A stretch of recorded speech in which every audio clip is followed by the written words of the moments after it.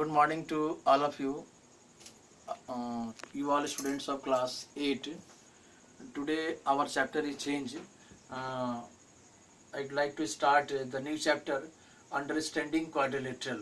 Okay, this chapter is related with quadrilateral. First of all, we know about quadrilateral. What is quadrilateral? Okay, a closed figure bounded by four line segment is called quadrilateral. Okay, this is quadrilateral. And here is some, we will discuss about some important terms of quadrilaterals along with this chapter. Okay, this chapter is understanding quadrilateral. Here is the one by one we will discuss about the terms. Here is understanding quadrilateral is our topic, our chapter. This is in chapter 3 in your NCERT book. Okay, here is the first of all curve. Okay, curve is a definition is given. The figure traced out on a plane surface with the help of a sharp pencil without lifting it is called a curve. Okay, curve, it states that a picture traced out by the pencil but does not lift your pencil is called curve. Once again, a figure traced out on a plane surface with the help of sharp pencil, okay, without lifting it is called curve. Okay, and now second one is open curve. Okay, the curve is two type. One is open curve, another is closed curve. Open curve means a curve that does not end at the starting point is called an open curve. Here there are three figures. Here the curve starts from here, and this likewise this one rounded, and after this was it is the end point. Okay, this is the starting point, this is the end point. Here it states that the curve that does not ends at the starting point, so the curve is not ends at the starting point. Okay, here is another curve. Here is starting from that one, from this place, and after that it will goes to end place is another, but the starting place is another and also end place is another. And here is also likewise, this one is starting place is here and end place is here, so they are called open curve. Once again, a curve that does not end at the starting point is called an open curve. Now closed curve, a curve that begins and end at the same point is called closed curve. Here is the curve, here is the starting point is here also, likewise after drawing this picture then the end point is also here, and so this is closed curve. Once again, if we draw this picture from here, the starting point is here, and also it comes to likewise there is the end point is also here. Okay, and so it is closed curve. And also here is second one is starting point is here, this one likewise this we draw the picture of this one, end point is also here, and here is also starting point is here, and after that it ends point is also at the same place. In the three pictures we see that we visit that the starting point and end point are the same point at the same place, and so it is called closed curve. Okay, and now simple closed curve. A closed curve which does not intersect itself is called a simple closed curve. Here is it is a closed curve. Here is this is the closed curve, and this is also in picture 1 and 2 is a closed curve, but this picture 3 is not closed curve because they intersect. Okay, it is given that and the definition is given that a closed curve which does not intersect, in this picture, first picture and second picture, closed curve they do not intersect each other, and in the third one picture is this intersect, there is the starting and this one, this is the intersecting point, and say they are the 2 point, those two lines are intersects, and so these are no, this the third picture is not simple closed curve. So first and second picture is simple closed curve because they do not intersect itself. Okay, they do not cross itself also. And now polygon,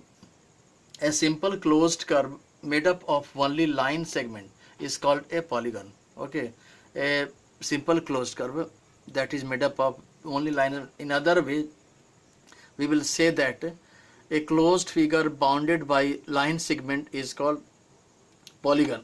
Okay, here is the each straight line in a polygon is called its side. Okay, straight line in a polygon are called its sides. Okay, and now some example of polygon. Triangle, quadrilateral, pentagon, hexagon are example of a polygon. Triangle is a closed figure bounded by 3 line segment, okay, and quadrilateral is a closed figure bounded by 4 line segment. Pentagon, a figure that is bounded by 5 line segment is called pentagon. Likewise hexagon, that is a figure that is bounded by 6 line segment is called hexagon, okay. And now there is topic 6 is concave polygon and another is convex polygon. Concave polygon states that a polygon in which at least one angle is more than 180 degree, okay. A polygon in which at least one angle is more than 180 degree is called a concave polygon. Here is the picture, and this one is the one angle, that is angle C. Inside angle C is more than 180 degree, and so it is called a concave polygon, okay. In the given picture and the given figure ABCD, angle BCD, B, C and D, okay, this is angle BCD. Inside picture BCD is more than 180 degree.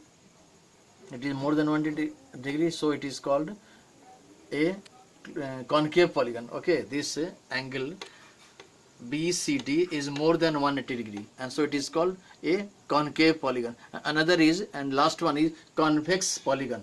A polygon in which each angle is less than 180 degree is called a convex polygon. Here is the picture of the convex polygon. Each angle R, angle Q, angle P, angle S, all the angles are less than 180 degree, so they are called, the polygon PQRS is called convex polygon. Once again I'd like to, एक बार फिर मैं बता दूं आप सबको फिर से welcome है, स्वागत है आप सबका, शुभ प्रभात। क्लास 8 के मैथमेटिक्स क्लास में आप सबका स्वागत है। और हमारा आज नया चैप्टर स्टार्ट हुआ है, इसे हम बोलते हैं अंडरस्टैंडिंग क्वाड्रिलेटरल्स। क्वाड्रिलेटरल्स बोलते हैं चतुर्भुज, हिंदी में बोलते हैं चतुर्भुज के बारे में, टाइप्स ऑफ चतुर्भुज जो होगा, टाइप्स ऑफ उसका कितने प्रकार के होते हैं, उसके क्या क्या इंपॉर्टेंट टर्म्स होते हैं, वो सारे चीज़ की चर्चा आज हम लोग करेंगे। उसमें कुछ विषय हैं उनकी चर्चा आज हम लोग करेंगे इस वीडियो में, और मैं आशा करता हूँ बिल्कुल ईमानदारी से आप केयरफुली वॉच कीजिएगा अच्छी तरह से 1-2 बार, तो आपको समझ में आएगा, ठीक है। तो देखें हम लोग, ये क्या है हमारा, पहला है कर्व। कर्व कहते हैं, हिंदी में कहते हैं वक्र रेखा, ठीक है। ए फिगर टेस्ट, एक ऐसा पिक्चर जो घिरा हुआ हो with the help of A sharp, किसी पेंसिल के साथ या किसी प्लेन सरफेस पे या अपनी कॉपी पे तैयार करते हैं, और पेंसिल बिना उठाए, पेंसिल कभी उठता नहीं, बिल्कुल वो टच, बिल्कुल घुमाए हुए पेंसिल को कभी जब उठाना नहीं पड़ता हो, लगातार पेंसिल को घुमाते घुमाते जो पिक्चर बनता है, कहीं स्टार्टिंग पॉइंट एंड पॉइंट दोनों बिल्कुल होना चाहिए, कर्व सरफेस पे ही होना चाहिए, मतलब कॉपी पे ही होना चाहिए, तो ये हमारा कहलाता है कर्व, ठीक है।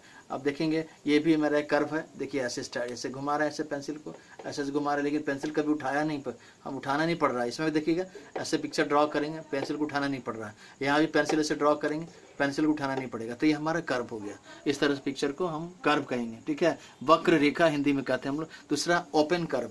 अब वो कर्व को बांटा गया है आपका 2-3 भागों में। ओपन कर्व क्या है, खुला वक्र रेखा, खुली वक्र रेखा ऐसे कहते हैं हम लोग। A curve that does not end, कह रहा है क्या इसमें कि एक ऐसा कर्व, एक ऐसी वक्र रेखा that does not end at the starting point, जो उसका जो अंतिम होता है वो स्टार्टिंग पॉइंट मतलब क्या, शुरू जो स्टार्टिंग बिंदु है जहाँ से शुरू करते हैं वहाँ उसका अंत नहीं होता हो, तो ये हमारा कहलाता है हमारा ओपन कर्व। जहाँ से हम शुरू करते हैं वो स्टार्टिंग पॉइंट, और लेकिन अंतिम जो होता है एंड पॉइंट वो अलग अलग जगहों पे होता है, ये हमारा ओपन कर्व कहलाता है। देखिए यहाँ से स्टार्ट करते हैं हम लोग, ये कर्व यहाँ से स्टार्ट कैसे घुमाते घुमाते, ये स्टार्टिंग पॉइंट हुआ ये, ठीक है, और एंड पॉइंट यहाँ पे लास्ट में है। ये दोनों कहीं कहीं नहीं मिलते हैं, इस कारण से कहेंगे दोनों अलग अलग जगहों पे हैं, इसलिए हम कहेंगे इससे ओपन कर्व, ठीक है। अच्छी तरह से ध्यान दीजिए इसे। फिर यहाँ पे देखिए स्टार्ट करते हैं, मान लीजिए यहाँ से हम लोग, तो ये एंड पॉइंट यहाँ से गिनते हैं, तो यहाँ एंड पॉइंट हमारे यहाँ, स्टार्टिंग पॉइंट यहाँ है और एंड पॉइंट यहाँ, दोनों अलग अलग क्षेत्र पर, अलग अलग बिंदुओं पर, अलग अलग जगहों पे हैं, इसलिए यहाँ भी देखिए स्टार्टिंग पॉइंट यहाँ है और एंड पॉइंट यहाँ है, दोनों 2 जगहों पे है, इस कारण से हम इसे ओपन कर्व कहेंगे, ठीक है। आगे है क्लोज्ड कर्व। क्या है, बंद वक्र रेखा किसे कहते हैं वो जान लीजिए। देखिए ये सब में बंद, चारों तरफ से बंद है, ये सब, ये तीनों पिक्चर बंद है। A curve that begins and ends at the same, वैसी कर्व, वैसी वक्र रेखा जो शुरू होती है वहीं पर एंड भी होता हो, जहाँ जहाँ शुरू होता है वहीं पर समाप्त भी होता हो, उसे हम कहेंगे हम लोग क्या, क्लोज्ड कर्व, ठीक है, बंद वक्र रेखा।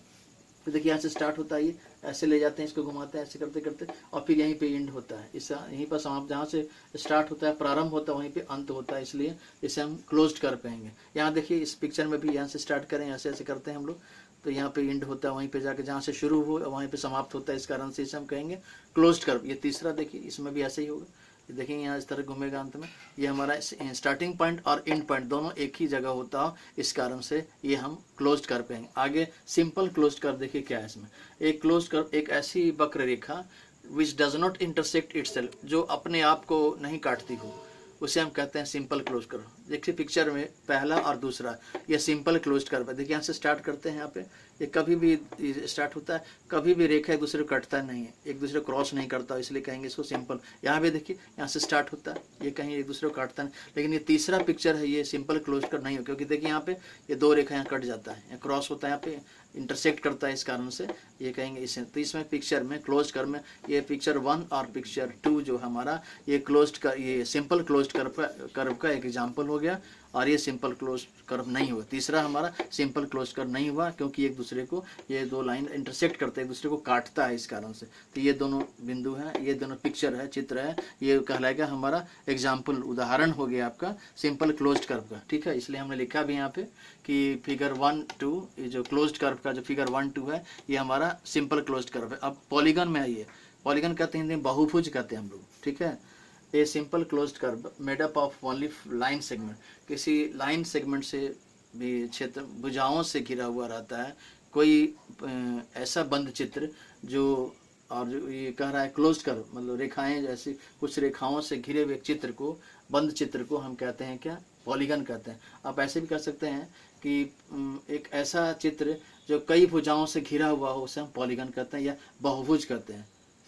ठीक है, कई भुजाओं से घिरे हुए क्षेत्र को हम बहुभुज कहते हैं, इस तरह से कह सकते हैं। और उसका एग्जांपल ये देखिए, यहाँ पर इसके जो बहुभुज के जो स्ट्रेट लाइन, जो लाइन जो खींचते हैं, जैसे यहाँ देखिए पिक्चर, ये देखिए ना, ये हमारा एग्जांपल है पॉलीगन का। ये लाइन सारा है, ये सब लाइन देख रहे हैं ना, पी क्यू आर एस, ये जो हमारा क्वाड्रिलेटरल है, इसमें ये सब लाइन जो देख रहे हैं, ये सब लाइन जो P Q, Q R, R S और एस पी, ये जो है इसे हम कहते हैं क्या, हम इसे लाइन को कहते हैं क्लोज की, ये जो दिया गया है, और इसे हम कहते हैं स्ट्रेट लाइन जो है दिया हुआ, इन सबको हम साइड कहते हैं। तो इसका एक साइड कहलाए, ये 4 साइड से घिरा हुआ है, इसलिए यहाँ पे ये सब सारे साइड्स कहलाएंगे। तो इसी को दिखाया हमने, एग्जांपल दिया है यहाँ पे। फिर ट्रायंगल, क्वाड्रिलेटरल, ट्रायंगल त्रिभुज को बोलते हैं, क्वाड्रिलेटरल बोलते हैं चतुर्भुज को। 3 क्षेत्रों से, 3 भुजाओं से घिरे क्षेत्र को त्रिभुज कहते हैं।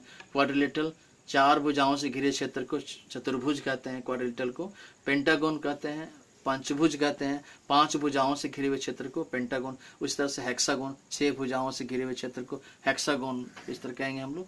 तो ये हो गया हमारा। अभी कॉनकेव पॉलीगन, पॉलीगन को भी बांटा 2 पार्ट, कॉनकेव पॉलीगन और दूसरा कॉन्वेक्स पॉलीगन। कॉनकेव पॉलीगन कह रहा है क्या, एक ऐसा पॉलीगन, एक ऐसा बहुभुज कह सकते हैं इसे हम, in which at least 1 angle is more than, उसमें कम से कम एक एंगल 180 डिग्री से ज़्यादा होना चाहिए, अधिक हो तो उसे हम कहेंगे क्या, पॉलीगन कहेंगे हम लोग, कॉनकेव पॉलीगन। एक ऐसा पॉलीगन जिसका कम से कम एक एंगल मोर देन 180 डिग्री हो, 180 डिग्री से ज़्यादा हो। अब देखिए यहाँ पे इस पिक्चर में ये जो दिया ए बी डी सी में, ये अंदर का जो एंगल है हमारा, ये एंगल जो है हमारा, ये मोर देन 180 डिग्री, इसलिए हमने लिखे हैं फिगर ABCD में जो हमारा है एंगल BCD, बी सी और डी जो है ये एंगल, ये जो हम यूज़ किए हम लोग, ये हमारा खास करके ये हमारा अंदर का जो एंगल है ये 180 डिग्री से अधिक है, इसलिए हम कहेंगे इसे कॉनकेव पॉलीगन। ठीक है, और कॉन्वेक्स पॉलीगन अंतिम है। देखिए, ए polygon in which each angle is less than 180, एक ऐसा पॉलीगन, ठीक जस्ट इसका रिवर्स, जस्ट इसका उल्टा है ये, एक ऐसा बहुभुज जिसमें ईच प्रत्येक एंगल है वो 180 डिग्री से कम हो, उसे हम कॉन्वेक्स पॉलीगन कहते हैं। देखिए क्वाड्रिलेटरल PQRS क्वाड्रिलेटरल है, ये कॉन्वेक्स पॉलीगन है। ये प्रत्येक एंगल जो है इसका, angle R, angle S, angle P, angle Q, ये लेस देन 180 डिग्री से कम होगा, इसलिए हम कहेंगे इसे हम कॉन्वेक्स पॉलीगन। तो इस तरह से आप, आज के लिए इतना ही है, और आप सबको ये वीडियो अच्छा लगा होगा, आप सबको अच्छी तरह से आप थोड़ा सब्सक्राइब कीजिएगा और कमेंट भी दीजिएगा, और मैं समझता हूँ कि 2 बार इसे अच्छी तरह पढ़ लीजिएगा तो अच्छी तरह से आपको समझ में आएगी बात, और फिर इसे अपनी कॉपी में लिख करके, मैथमेटिक्स की कॉपी में लिख करके मुझे दिखलाइएगा। ठीक है, आज के लिए thank you, all the best to all of you, have a nice day, take care at home.